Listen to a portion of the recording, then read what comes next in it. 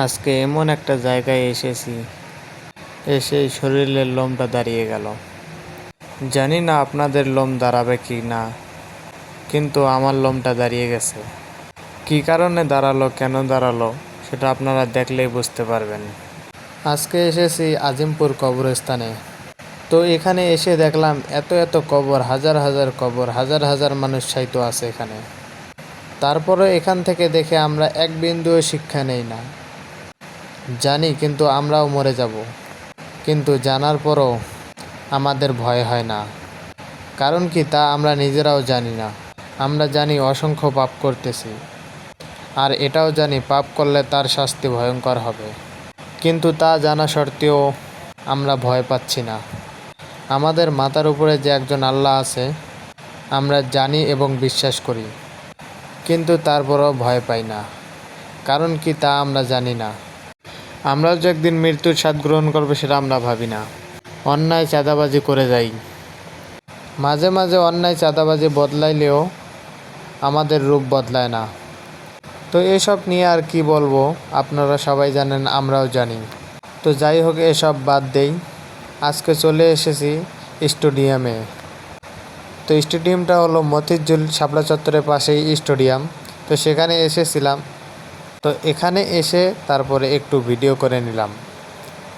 স্টেডিয়ামের ভিতরে তো যাইতে পারিনি কখনো, আর যে খেলাও দেখতে পারিনি। তাই আজকে এসেছিলাম স্যারকে নিয়ে। এর ফাঁকে সামনাসামনি দেখতে পারলাম, দেখে অনেকটা ভালো লাগলো। তাই একটু নিজেকে নিয়ে একটু ভিডিও বানাইলাম। জানি না আমার ভিডিওগুলো কেমন হয় আর আপনাদেরকে কেমন লাগে। হয়তোবা কারো কাছে খারাপ লাগবে, কারো কাছে ভালো। এভাবেই আমি চালিয়ে যেতে চাই। আপনারা যদি বাসেন ভালো, আর আপনারা যদি পাশে থাকেন, তাহলেই অনলাইন জগতে সামনের দিকে যাইতে পারবে এগিয়ে। তো যাই হোক, বাসা যাওয়ার পথে দেখলাম সন্ধ্যার সময় আকাশটার আবহাওয়া বেশি একটা ভালো না। তাই মোবাইলটা বের করে একটুখানি ভিডিও করলাম। ভিডিও করে আপনাদের সামনে উপস্থাপন করলাম। আপনাদের কাছে কেমন লাগতেছে সেটা জানাবেন কমেন্ট বক্সে। আর সেই কমেন্ট বক্স পড়ে দেখব আমি। তার ফাঁকে আমাকেও একটু মডিফিকেশন করে নিলাম, সেটাও জানাবেন কমেন্ট বক্সে কেমন লাগতেছে আমাকে। ভাই, আমি পারি না অন্যদের মতো ভিডিও বানাতে, তাই আস্তে আস্তে শিখতে চাই। আপনারা যদি পাশে থাকেন তাহলেই সম্ভব হবে আমার। যাই হোক, সেটাও বাদ দিলাম। এখন চলে আসলাম 11 রোডে। তো এখান থেকে শুরু করলাম একটা ভিডিও।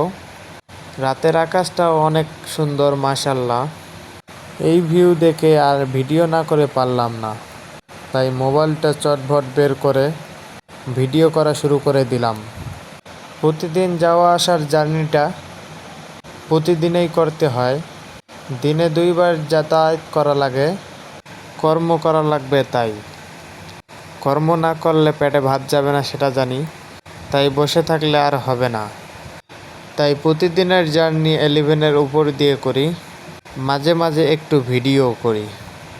জানি না কখনো ভিডিও থেকে সুফল পাবো কি না। আশা করি একদিন পাইতেও পারি।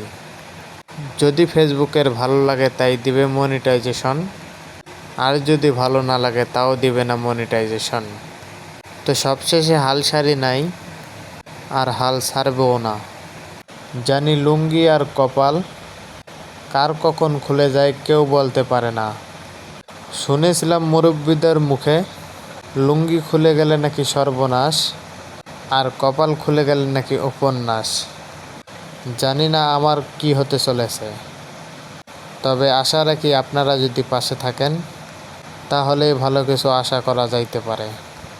তো 11 এক্সপ্রেসের ওপর দিয়ে কে যাওয়া আসা করেছেন একটু জানাবেন কমেন্ট বক্সে। ভিডিওটা কেমন লেগেছে সেটাও জানিয়ে যাবেন কমেন্ট বক্সে। আশা করি ভিডিওটা ভালো লেগেছে আপনাদের কাছে। এই জন্য সবাই ভালো থাকবেন। আল্লাহ হাফেজ। সবাইকে জানাই আসসালামু আলাইকুম।